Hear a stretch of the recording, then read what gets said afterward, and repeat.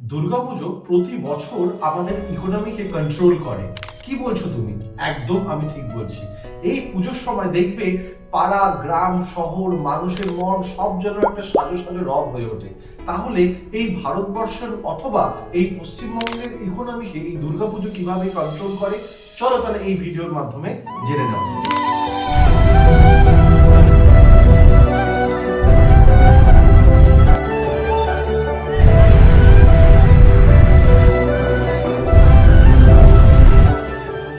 চলো তাহলে এই পুজোর সিজনে লোক কত টাকা রোজগার করে, বা এই পুজোর সিজনে আমাদের রাজ্যে টোটাল টার্নওভার কত হয়, মানে বিজনেস টার্নওভার টোটাল কত হয়, বা এই পুজোর সিজনে কত টাকার মূর্তি বিক্রি হয়, কিংবা এই পুজো সিজনের টোটাল ফুল ফল কত টাকার বিক্রি হয়, এবং ইকোনমিক্যালি কি ধরনের একটা গ্রোথ আসে, এই ভিডিওর মাধ্যমে আমরা কিন্তু জানতে পারবো। আর হ্যাঁ, এই ইনফরমেশনগুলো যদি তোমাদের সত্যি ভালো লেগে থাকে তাহলে কিন্তু কমেন্ট সেকশনে জয় মা দুর্গা লিখতে ভুলবে না। আর অবশ্যই এইবার পুজোয় কোন প্যান্ডেলটা তোমার চোখে সেরা সেটা কিন্তু কাইন্ডলি কমেন্ট সেকশনে জানাবে।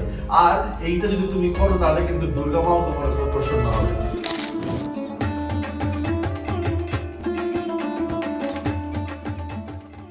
দুর্গাপূজা কিন্তু আমাদের রাজ্যের মানুষ তথা আমার কাছে কিন্তু একটা চরম আবেগ।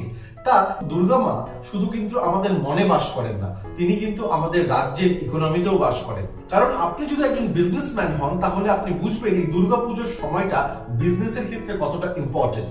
আপনি হয়তো যদি সাধারণ মানুষ হন তাহলে আপনার কাছে দুর্গাপুজোটা হয়তো খুব একটা সুন্দর মুহূর্ত, আপনি ঘুরবেন, বেড়াবেন, ঠাকুর দেখবেন, মজা করবেন। কিন্তু একজন বিজনেসম্যানের কাছে এটা কিন্তু একটা চরম গ্রোথ পিরিয়ড। আর আপনিও কিন্তু এই ফেস্টিভ সিজনে আপনার নতুন ব্যবসা শুরু করতে পারেন এবং আপনিও কিন্তু লাভবান হয়ে উঠতে পারেন দুর্গা মায়ের আশীর্বাদে। ফেস্টিভ সিজন মানে কিন্তু ভারতবর্ষের ইকোনমিতে চরম রকম একটা গ্রোথ ফানেল তৈরি হয়, সেটা আপনার দুর্গাপুজো হোক কিংবা গণেশ চতুর্থী কিংবা আপনার দীপাবলি।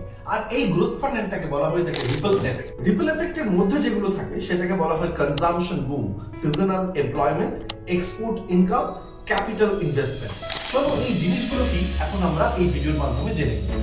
দুর্গা মা হলেন অধিষ্ঠাত্রী দেবী, আর তার এই প্রভাব আমাদের ইকোনমিতে কিন্তু চরমভাবে ফেলে। আপনি নিজের চোখে বিশ্বাস করবেন না, 2023 সালের রিপোর্ট অনুযায়ী দুর্গাপুজোয় আমাদের রাজ্যে টোটাল বিজনেস টার্নওভার ছিল 72,000 কোটি টাকা, আর যেটা 3 লক্ষেরও বেশি সিজনাল এমপ্লয়মেন্টকে যোগান দিয়েছে। আর এই অ্যামাউন্টটা, যে 72,000 কোটি অ্যামাউন্টটা, এটা কিন্তু আমাদের ভারতবর্ষের ইকোনমিতে 2.5% to 3% জিডিপিতে কন্ট্রিবিউট করেছে। হঠাৎ করে ট্রেডিশনাল শাড়ি, জুয়েলারি, ধুতি, পাঞ্জাবি এগুলো কিন্তু মার্কেটে ডিমান্ড বেড়ে যায়। লোকেরা সেজে গুজে পরিবারের সাথে ঘুরতে বেরোয়, তারা নতুন গয়না পরে এবং গিফটও করে। শুধুমাত্র 3টে ইন্ডাস্ট্রি যেটা ইকোনমিতে চরমভাবে প্রভাব ফেলে, সেটা হলো টেক্সটাইল যেটা 40%, সুইটস যেটা 30% এবং জুয়েলারি যেটা 25% এফেক্ট ফেলে থাকে। দুর্গাপুজো হবে আর মায়ের কাছে ভোগ লাগবে না, এটা কিন্তু হতে পারে না।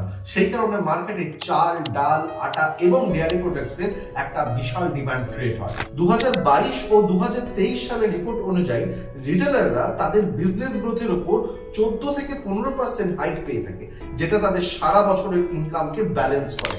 আমরা সবাই বিশ্বাস করি যে মা দুর্গা খুব সাজতে ভালোবাসেন, আর সাজা মানেই কিন্তু ফুলের বিষয়টা চলেই আসছে। তা তোমরা কি জানো দুর্গাপুজোর সময় কত টাকার ফুল বিক্রি হয়?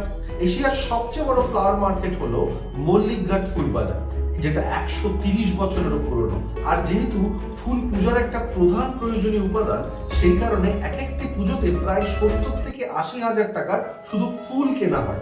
দুর্গাপুজোতে সাধারণত পদ্ম, শিউলি, গোলাপ, গাঁদা, জবা, মোস্টলি এই ধরনের ফুলগুলো বেশি বিক্রি হয়ে থাকে। আর পদ্মের ডিমান্ড এত থাকে যে এশিয়ার সবচেয়ে বড় ফ্লাওয়ার মার্কেট এই ডিমান্ডের যোগান দিতে পারে না।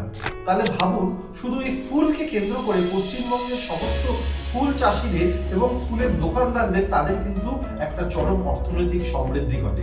চলো আরো দেখা যাক। শুধুমাত্র কলকাতাতেই রেজিস্টার্ড দুর্গাপুজো হয় 2000-এরও বেশি। তার মধ্যে 200-র বেশি দুর্গাপুজো যাদের বাজেট থাকে 1 কোটি টাকারও বেশি। তাহলে এবার বুঝে নাও সমস্ত পশ্চিমবঙ্গে কত দুর্গা প্রতিমা তৈরি হয় প্রতি বছর। পশ্চিমবঙ্গের বিভিন্ন জেলার মৃৎশিল্পীরা তাদের প্রতিমা পশ্চিমবঙ্গ তথা ভারতবর্ষের বিভিন্ন রাজ্যে পাঠিয়ে থাকে। পশ্চিমবঙ্গে কমপক্ষে তথা 40,000 থেকে 50,000 মৃৎশিল্পী যারা এই প্রতিমার কাজে নিযুক্ত থাকে। আর এক একটি প্রতিমা যদি কমপক্ষে 40 থেকে 50,000 টাকায় বিক্রি হয়, তাহলে বুঝতেই পারছো যে সারা পশ্চিমবঙ্গের মৃৎশিল্পীরা এই সিজনে কত টাকার রেভিনিউ জেনারেট করে। আর এটাই হলো সিজনাল এমপ্লয়মেন্টের একটা জলজ্যান্ত উদাহরণ।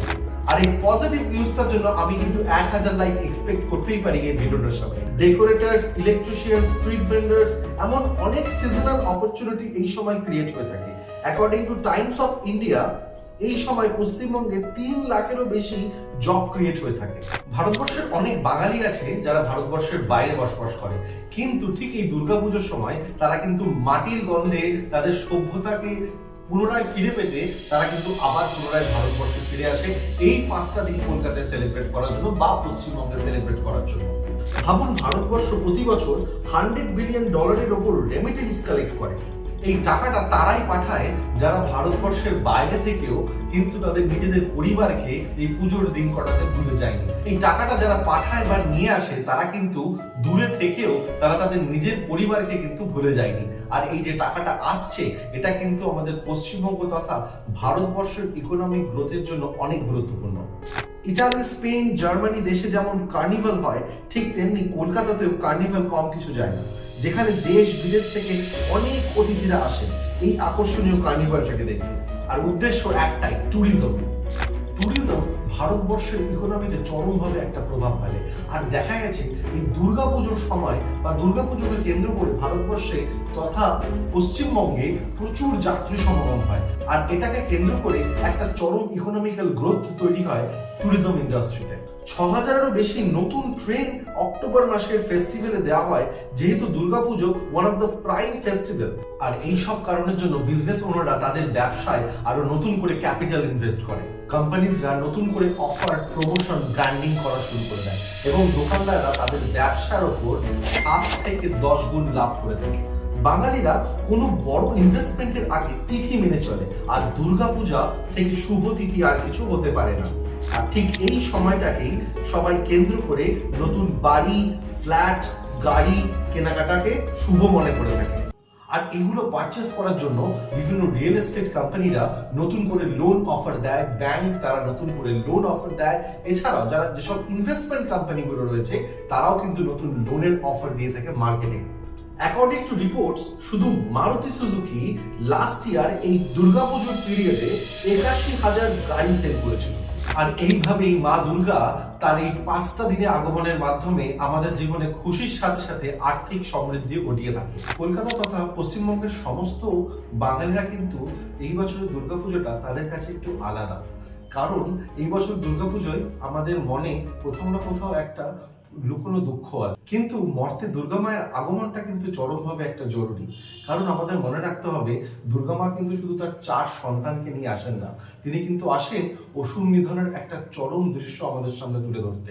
তাই এই সমাজে এখনো যে অসুরগুলো মুখ লুকিয়ে আছে, আমি মায়ের কাছে হাত জোর করে প্রার্থনা করছি তাদের যেন নিধন যেন মা তার ত্রিশূলের মাধ্যমে করে থাকে। তার সাথে সাথে এটাও কিন্তু মনে রাখতে হবে মা দুর্গার এই 5 দিনের আগমনকে ঘিরে আমাদের পশ্চিমবঙ্গ তথা কলকাতাবাসীর অনেক মানুষের সারা বছরের সংসার চলে। তাই সেই সকল পরিবারদের কথা ভেবে আর আমাদের স্বয়ং মা দুর্গার কথা ভেবে এই বছরের পুজোয় অংশগ্রহণ করাটা কিন্তু আমাদের অবশ্যই জরুরি।